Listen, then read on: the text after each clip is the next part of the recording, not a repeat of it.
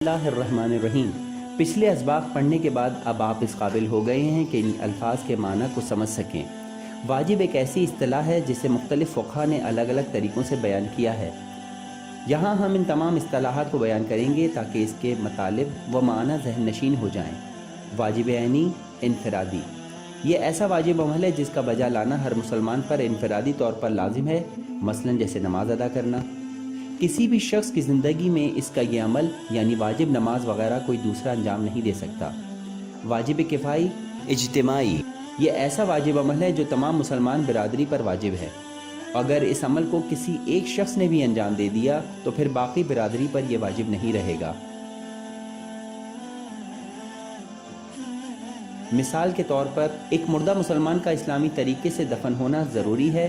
اس عمل کو انجام دینا تمام مسلمان برادری پر مشترکہ طور پر فرض ہے۔ اگر اس واجب عمل کو کچھ لوگوں نے انجام دے دیا تو باقی افراد پر یہ واجب نہیں رہے گا، لیکن اگر کسی نے بھی اس عمل کو انجام نہ دیا تو وہ مسلمان برادری اللہ تعالیٰ کے سامنے روز محشر خود جواب دہ ہوگی۔ واجب کفائی کی ایک اور مثال یہ ہے کہ کسی شعبے کا کیریئر کے لیے انتخاب کرنا۔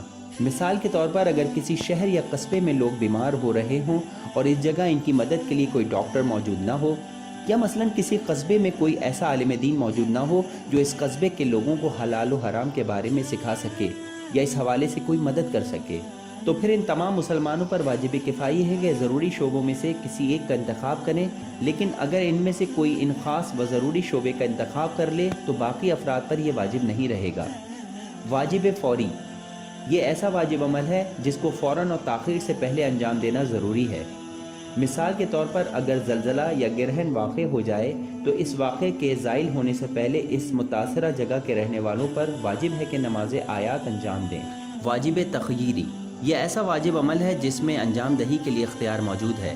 مثال کے طور پر کفارہ، رمضان کے مہینے میں اگر کوئی شخص جان بوجھ کر روزہ نہ رکھے تو اس پر کفارہ ادا کرنا واجب ہے، اور اس میں اسے اختیار حاصل ہے کہ وہ 60 فقیروں کو پیٹ بھر کر کھانا کھلائے، یا ہر فقیر کو ایک مطعم ادا کرے، 60 دن کے روزے رکھے، یا ایک غلام آزاد کرے۔ واجب مقدمی، یہ ایک ایسا واجب عمل ہے جو بذات خود واجب نہیں ہوتا، بلکہ یہ تب واجب ہو جاتا ہے کہ جب اس کے بغیر دوسرا واجب عمل انجام نہ پا سکے۔ مثال کے طور پر وضو بذات خود واجب نہیں ہے، لیکن نماز پڑھنے کے لیے وضو کرنا ضروری ہے، اس لیے جب نماز کا وقت ہو جائے تو وضو واجب ہو جاتا ہے، لہٰذا وضو واجب مقدمی کہلائے گا۔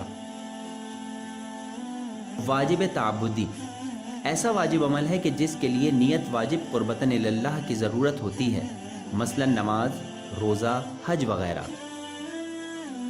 واجب توسلی، ایسا واجب عمل ہے کہ جس کے لیے قربتاً اللہ کی نیت کی ضرورت نہیں ہے، مثلا والدین کی فرمانبرداری، وعدہ نبھانا، اپنی جان کسی خطرے سے بچانا وغیرہ وغیرہ۔ اس کے علاوہ بھی کچھ اقسام فقہا نے بیان کی ہیں۔ اگر کسی کو مزید معلومات حاصل کرنی ہے تو وہ ان کے رسالہ عملیہ یا توضیح المسائل سے حاصل کر سکتا ہے۔